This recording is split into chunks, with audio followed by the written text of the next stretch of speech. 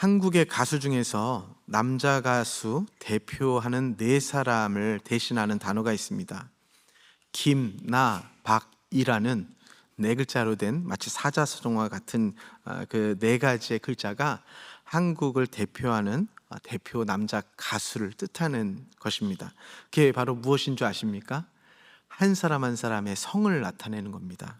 그래서 한국을 대표하는 남자 가수 중에 김씨성을 가진 사람, 나씨성을 가진 사람, 박씨성을 가진 사람, 이씨성을 가진 사람, 그 네 사람이 한국 그 노래를 가장 잘하는 대표하는 가수라고 국민들은 그렇게 부르고 있는 것이죠. 그 중에 가장 먼저 등장하는 김씨성을 가진 사람 이야기입니다. 누굴까요? 보고 싶다. 네, 김범수라는 가수입니다. 원래 어렸을 때부터 교회를 다니지 않았다고 합니다. 근데 고등학교 때 교회를 다니던 친구를 만나면서 교회를 가게 되었고, 그곳에서 노래를 잘했으니까 찬양팀을 하면서 예수님을 만났다고 합니다. 그래서 주님을 사랑하고 그곳에서 하나님을 사랑하는 마음이 충만해져 있었는데 그가 유명해진 거죠. 노래를 너무 잘해서 김나박이의 김이 돼버린 겁니다. 그러니 얼마나 세상에 좋은 것들이 많이 그를 따라왔겠습니까? 돈도 많이 따라왔을 것이고, 명예, 그리고 가장 자기가 좋은 것들은 다 가질 수 있는 위치에 서게 되지 않았겠습니까? 그때부터가 문제가 되었던 것입니다. 하나님을 그렇게 좋아했고 찬양팀 하다가 가수가 됐는데 이제 그 모든 것들을 누리려니 하나님이 버거운 분이 되어버린 겁니다. 그래서 이제 그 좋은 것들을 누리고 싶어서 하나님을 떠났다고 합니다. 자기가 이렇게 좋은 것을 누리는 것을 유지하려면 하나님은 너무나도 멍에와 같은 분이셔서 그 멍에를 내려놓고 열심히 세상 속에서 다른 가수들이 열심히 그렇게 하는 것처럼 자신도 세상 속에 젖어서 살아가고 있었다고 합니다. 그런데 어느 날 클럽에서 이렇게 밤새 또 술을 마시고 유흥을 즐기고 있을 즈음에 너무 술을 많이 마셔서 속이 안 좋아서 화장실에 가서 이걸 좀 비워내야겠다. 그래서 변기통을 열심히 붙들고 속을 비워내고 있는데 누가 자신의 등을 두들겨 주더라는 거예요. 누군가 봤더니 그분 말로는 예수님이었다는 겁니다. 그래서 그때 하나님 앞에 회개하기를 이렇게 회개했대요. 하나님이 없는 곳이 있을 줄 알고 이렇게 도망을 다녔는데 이렇게 변기를 붙들고 있는 이곳에도 하나님이 계시는군요. 하나님이 이를 피할 수 없다면 이제 하나님을 잘 보시고 살아가겠습니다 하며 하나님을 다시 한번 붙들고 살아가는 사람이 되었다는 간증을 들은 적이 있습니다. 비단 이 가수의 삶뿐만 아니라 우리가 살아가면서 어떤 것이 나에게 멍해로 다가올 때가 있을까요? 그 멍해를 바라보는 자세와 관점은 너무나도 중요합니다. 나의 삶의 방향을 설정하게 되어지고 더 나아가 우리의 믿음의 여정에 복과 화를 가져오게 되어서 이 멍해를 잘 지고 갈 수 있는 바로 신앙의 안목이 없으면 우리는 쉽게 이 멍해로 인하여 우리의 삶이 아주 크게 결정이 되어버리기 때문에 그렇습니다. 오늘 27장에 보면 바로 이 멍해에 관한 말씀을 하나님께서 이스라엘에게 하고 계십니다. 2절 2절을 한번 보겠습니다. 유다의 왕 요시야의 아들 여호야김이 다스리기 시작할 때에 여호와께서 말씀으로 예레미야에게 임하시니라. 여호와께서 이와 같이 내게 말씀하시되 너는 줄과 멍에를 만들어 내 목에 걸고 라고 말씀해 주십니다. 이제 이스라엘의 운명이 다 해가고 있습니다. 오늘 27장의 시작은 여호야김이 다스리기 시작할 때라고 말을 하고 있지만 사실 27장 27절은 28장은 시드기야의 연대기를 다루고 있습니다. 그래서 26장에 있는 첫 시작이 그대로 등장했다라는 그런 학자들의 말에 의하여서 첫 구절은 어쩌다 보니까 사본에 있어서 겹쳐진 부분이 있는 것이고 27장과 28절은 시드기야의 시대라고 이야기를 하고 있습니다. 시드기야가 어떤 왕입니까? 남유다의 마지막 왕입니다. 이 마지막 왕 때에 이 고대 근동의 패권을 잡았던 나라는 바벨론이었습니다. 느부갓네살 왕이었습니다.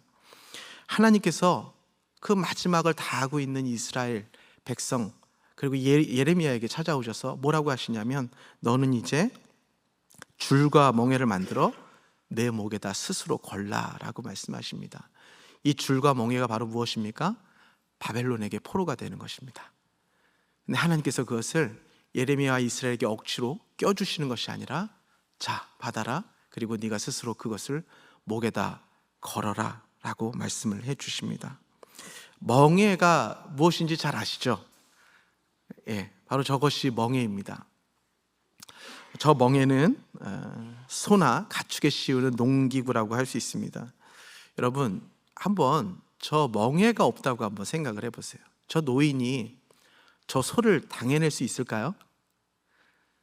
저 멍에가 없으면 사람 10사람이 달려들어도 저 소를 이길 수가 없습니다. 그런데 저 멍에를 하나 저렇게 씌워 놓으면 저렇게 힘이 없어 보이는 노인 한 사람이 저 큰 황소를 이리저리 마음대로 이끌고 갈 수 있게 하는 것이 바로 멍에입니다. 하나님께서 왜 이스라엘에게, 이제 힘이 다하여가고 이제 모든 것이 망해가는 이스라엘에게 하나님께서 잔인하실 정도로 회복이 아니라 이제 바벨론의 멍에를 져라 라고 말씀하실까요? 우리 하나님 잔인하신 하나님이십니까? 하나님께서는 계속해서 이들이 멍에를 매야 하는 이유를 계속해서 성경에서 말씀해 주셨습니다. 신명기에 보니까 이렇게 말씀을 하세요. 너는 목이 곧은 백성이다. 출애굽기 33장에 보니까 너는 목이 곧은 백성이다. 사도행전에 보니까 목이 곧고 마음과 귀를 내 할례 받지 못한 사람들아 말씀을 하십니다. 하나님께서는 이스라엘에게 계속해서 말씀을 하셨습니다. 너희들이 목이 곧다. 황소가 목이 곧으면 어떻게 됩니까? 주인의 말을 듣지 않죠. 그리고 자신이 원하는 길로 갑니다. 그래서 그 황소는 결국은 어떻게 되겠습니까? 당장은 좋을지 모르겠지만 어느 다른 집에 들어가서 잡아먹히거나 병에 걸리거나 길을 잃거나 그렇게 되지 않겠습니까? 그러나 그 황소가 자신의 힘이 있을지라도 주인 손에 딱 붙들려 있으면 지금은 억울하게 일을 하는 것 같고 지금은 땅만 보며 밭을 가는 것 같지만 밭 갈고 땅 가는 시절이 끝나면 주인이 만들어준 우리 안에서 또 주인이 주는 보살핌 안에서 그가 수명을 다할 때까지 주인과 함께 아름다운 풍성함을 누리며 살 수 있는 것 아니겠습니까? 그런데 이스라엘 백성은 목이 곧았다고 합니다. 목이 곧았기에 주인이신 하나님을 알아보지 못하고 자신이 원하는 길로 하나님을 이기려 하며 자신의 뜻대로 이리저리 다니는 백성의 모습을 하나님께서는 목이 곧은 백성이었다. 너희들이 그렇게 목이 곧아서 이렇게 망하게 된 것이다. 누구의 잘못이냐? 나는 너희를 항상 바른 길로 인도하려고 하였고 내가 매번 너희들에게 목이 곧은 백성들아 회개하고 나에게 돌아오라고 이야기하지 않았느냐. 이제 망할 때가 되었다. 자, 멍에를 내게 준다. 이제 돌아오지 않으련 하시는 하나님의 끓는 마음이 그 멍에를 예레미야에게 주고 있는 것을 우리는 볼 수가 있습니다. 그런데 이때에 예레미야가 멍에를 받으려고 하는 순간 여러 세력들이 등장을 합니다. 3절, 4절을 보겠습니다. 유다의 왕 시드기야를 보러 예루살렘에 온 사신들의 손에도 그것을 주어 에돔 왕과 모압의 왕과 암몬 자손의 왕과 두로의 왕과 시돈의 왕에게 보내며 그들에게 명령하여 그들의 주에게 말하기를 만군의 여호와 이스라엘 하나님께서 이와 같이 말씀하시되 너희는 너희 주에게 이같이 전하라. 5나라의 사신이 이때 마침 예레미야에게 시드기야를 보러 옵니다. 이스라엘을 보러 온 것이죠. 왜 왔겠습니까? 이미 이때는 이스라엘이 바벨론에게 10,000명 이상의 포로를 이미 끌려간 상태였습니다. 그리고 이제 얼마 남지 않아서 모든 것이 함락되어서 이스라엘이 없어질 거라는 걸 이 주변 국들은 다 알고 있었어요. 그런데 이것이 이스라엘의 문제뿐만이 아니라 바벨론으로 인하여서 이미 자신들도 자신들의 나라도 안녕하지 못할 거라는 걸 알고 있었죠. 그래서 가장 어려움을 당하고 있는 이스라엘을 찾아와서 이 5 왕들의 사신들이 무엇을 얘기하고 싶었겠습니까? 우리가 반 바벨론 연대를 조직하자. 우리가 이대로는 당할 수 없다. 우리 같이 힘을 쌓아서 이기면 뭔가 방법이 있을 거다. 이스라엘 너 혼자 아니야. 우리가 함께 해줄게. 우리와 함께 바벨론과 함께 대적하는 한번 우리가 연대를 한번 결성해보자 하며 바로 시드기야를 찾아오고 이스라엘을 찾아온 것입니다. 얼마나 위안이 됩니까? 얼마나 위안이 돼요. 내가 망하게 생겼고 내가 이 멍에 꼼짝 못하게 하는 이 멍에를 벗을 수 있는 기회가 오지 않았습니까?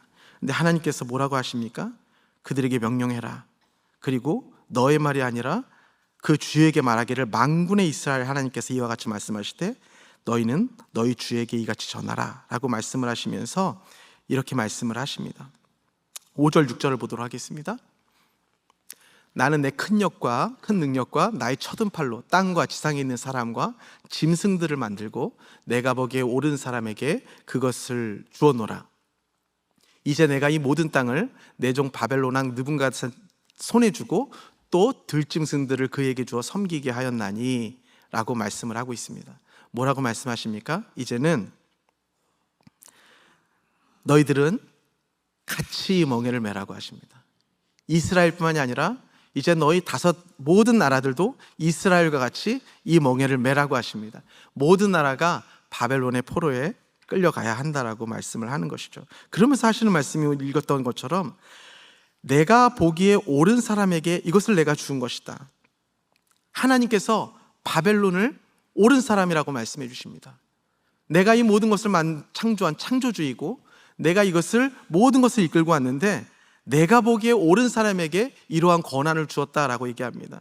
여기서 주었노라 라고 하는 원어 시제는 미완용으로 보기에는 조금 모순이 있지만 용법으로 보면 미완료 용법을 사용하고 있기에 이것은 무엇을 의미하냐면 하나님께서 창조 때부터 지금까지 예레미야 때까지뿐만 아니라 지금까지도 하나님 보시기에 옳은 사람을 통하여 하나님의 일을 해나가고 계시는데 그것은 바벨론일 수도 있다라는 것입니다.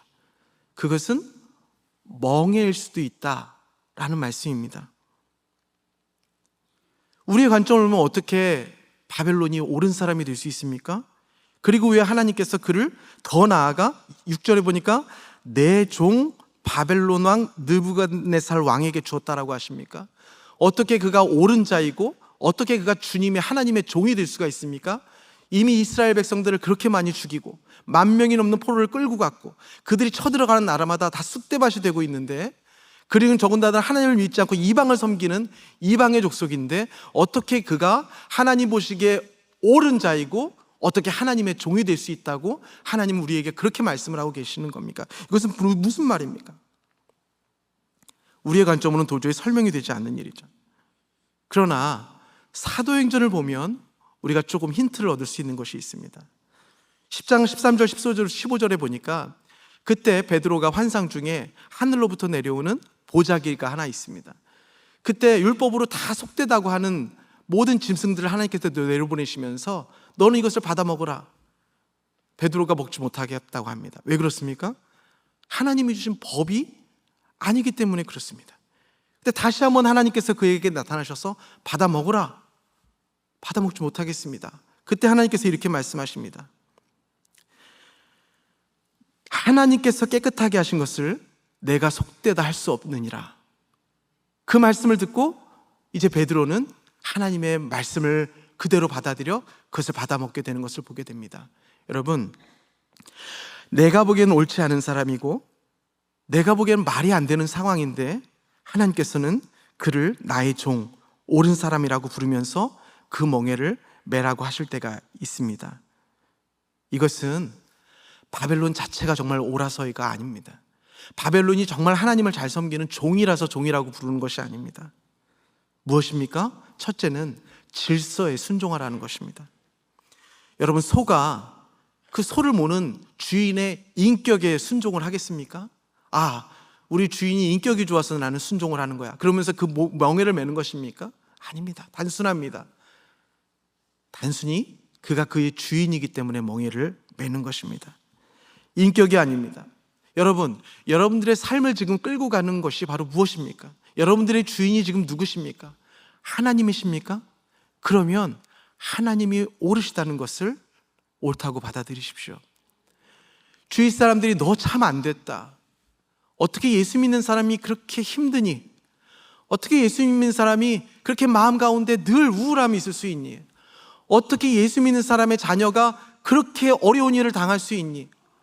어떻게 예수 믿는 사람의 부부관계가 그렇게 힘들 수가 있니? 어떻게 예수 믿는 사람이 회사에서 그런 일을 당할 수 있어?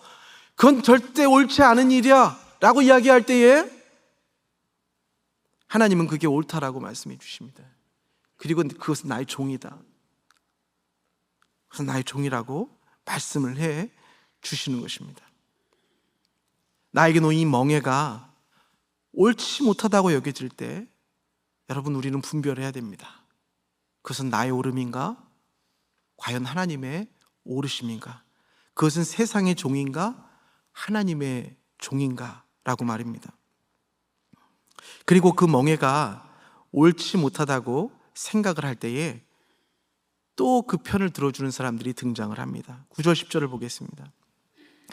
너희는 너희 선지자나 복술가나 꿈꾸는 자나 술사나 요술자가 이르기를 너희가 바벨론의 왕을 섬기게 되지 아니하리라 하여도 너희는 듣지 말라. 그들은 너희에게 거짓을 예언하여 너희가 너희 땅에서 멀리 떠나게 하며 또 내가 너희를 몰아내게 하며 너희를 멸망하게 하느니라.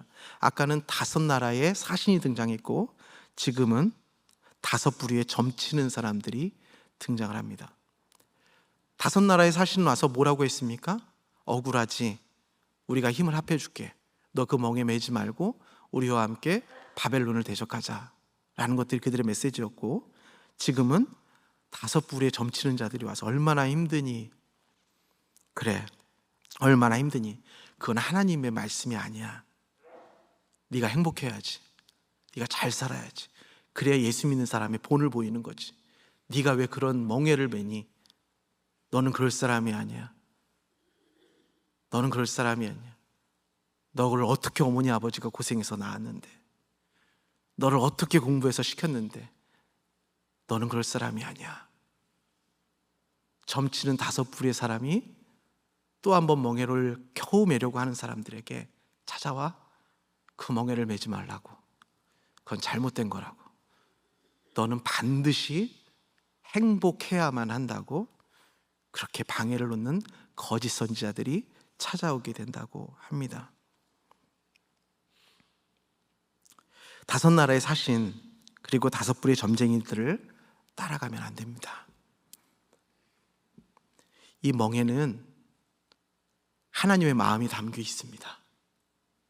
이 멍에는 하나님께서 옳게 사용하시는 나쁜 그것입니다.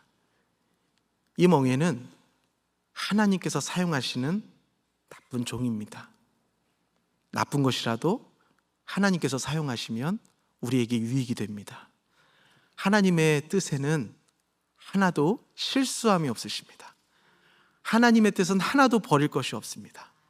하나님께서 우리가 보기에 좋은 것이든 우리가 보기에 나쁜 것이든 하나님께서 그것을 허락하셨다면 결국엔 생명이요 평안이요 우리에게 주시는 놀라운 하나님의 은혜가 되는 줄 믿습니다.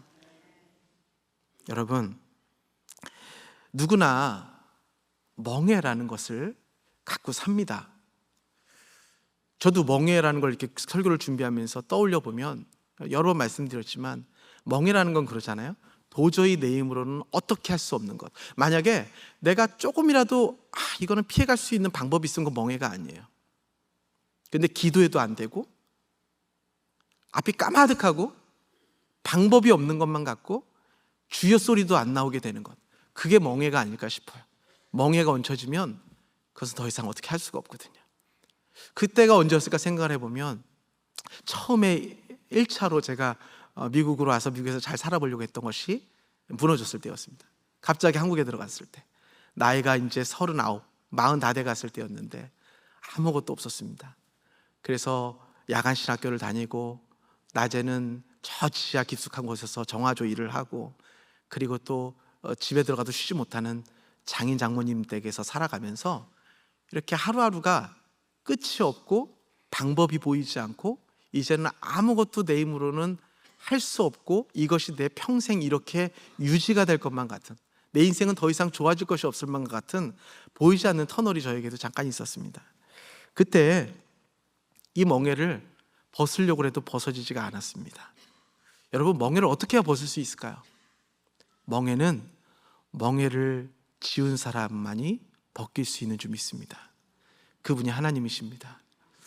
너무 힘들었습니다. 그래서 한 3년 정도 지나가니까 저에게도 굉장히 마음속에 병이 찾아왔고 삶에 처음으로 절망이라는 걸 경험했습니다. 아무것도 나아지지 않고 소망이 보이지 않고 내가 무엇을 할 수 있을까? 하나님이 나한테 왜 이러시나?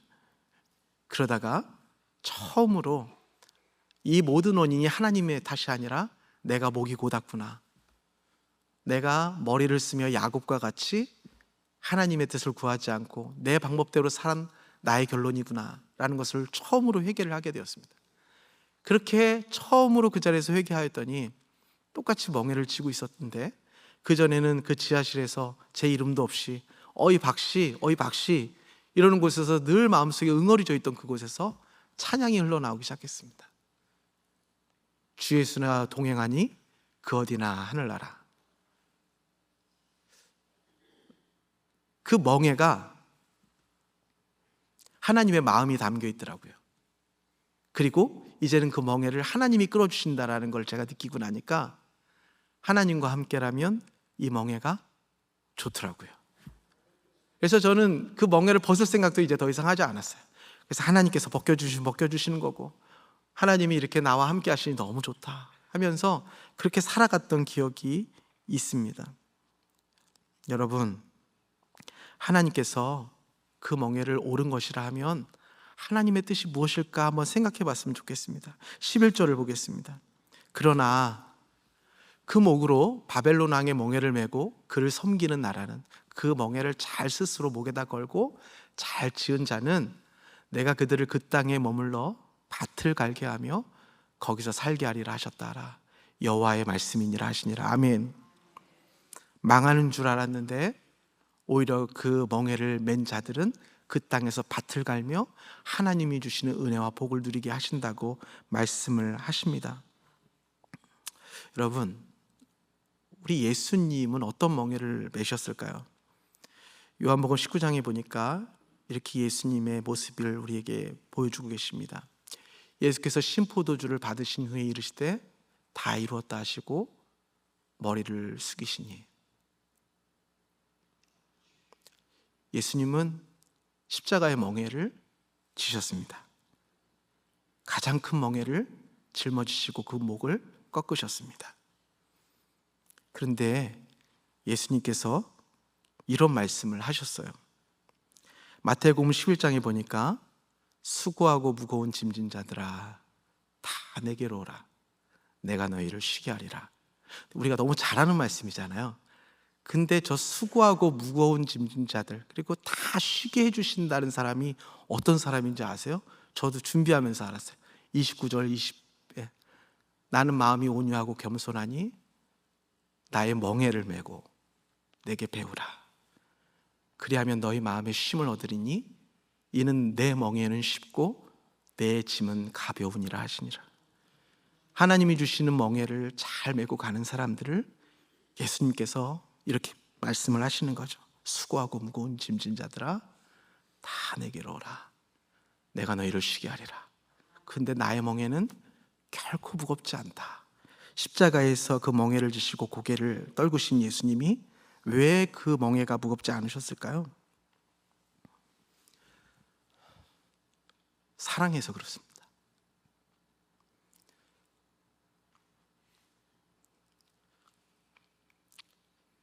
사랑했기 때문에 그 멍에가 무겁지 않으셨던 거예요. 저와 여러분을 사랑했기 때문에 그 멍에가 무겁지 않은 거예요. 여러분 혹시 멍에가 무거워 보이세요? 무겁게만 느껴지세요? 그리고 소망이 없게 보이세요? 기도 잘하고 큐티 열심히 하고 공동체 가서 열심히 섬기는데 왜 내 마음은 이렇게 무거울까? 왜 이렇게 끝이 보이지 않는 어둠이 나에게 있을까? 혹시 그곳에서 다섯 부리의 사신들의 이야기를 듣고 계시지 않아요? 나는 행복해야 되는데, 난 기도하는 사람인데 사람들에게 행복한 모습이 있어야 되는데. 다섯 부리의 점치는 자들의 이야기를 듣고 계시지 않아요? 엄마가 너를 어떻게 키웠는데. 아니요.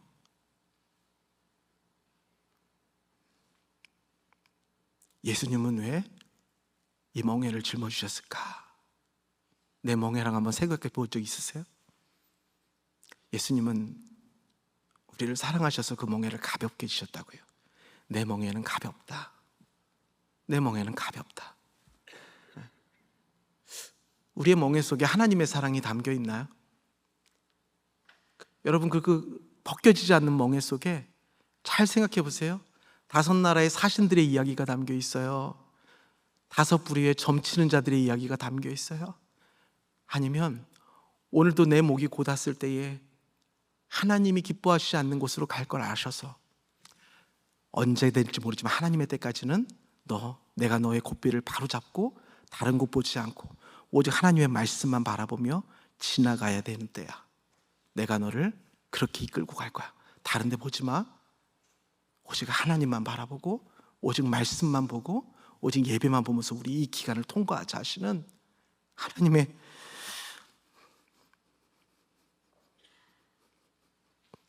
절절한 사랑을 비교하고 있습니까?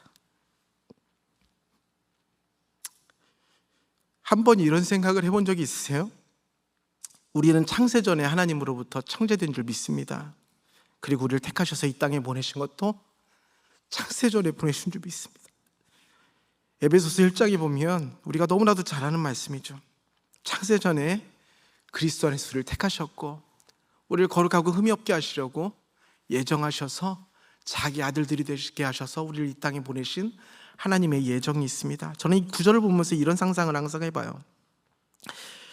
만약 저와 여러분들이 이 땅에 하나님께서 심기 전에 기억이 있어서 그때는 죄가 없는 곳에서 하나님과 뜨겁게 사랑하던 관계였으니까 하나님과 같이 대화를 하면서 저 밑에 지구라는 세상을 바라보며 하나님과 이렇게 이야기를 하는 거예요. 경철아, 너 나 사랑하지? 그럼요, 제가 하나님 얼마나 사랑하는데.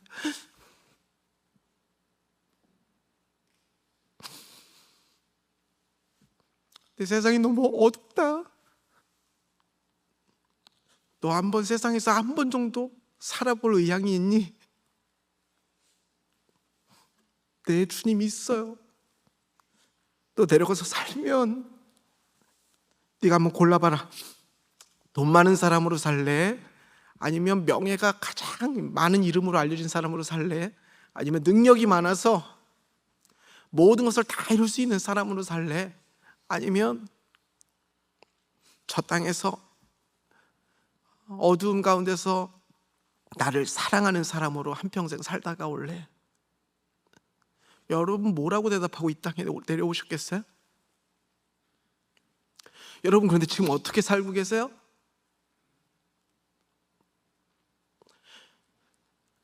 여러분 어떻게 살고 계세요? 우리에게 주어진 멍에는 그러나 어떤 의미일까요? 우리가 무엇을 잃어버리고 그 멍에를 지고 무겁다 하면서 살아가고 있을까요? 예수님의 멍에는 가벼웠다고 하세요. 가장 큰 멍에였지만 내 멍에는 가벼웠다. 여러분 제발 5나라의 사신 이야기 듣지 마세요. 5뿔의 점치는 자의 이야기 듣지 마세요. 그 멍에는 하나님께서 다른 사람은 알 수 없는 당신을 향한 깊은 사랑이 담겨 있어요. 그것을 잃어버리면 늘 넘어져요. 하나님의 사랑이 우리의 멍에를 가볍게 하시고 우리의 멍에를 통해 하나님의 나라로 인도하실 줄 믿습니다. 우리 함께 찬양하겠습니다.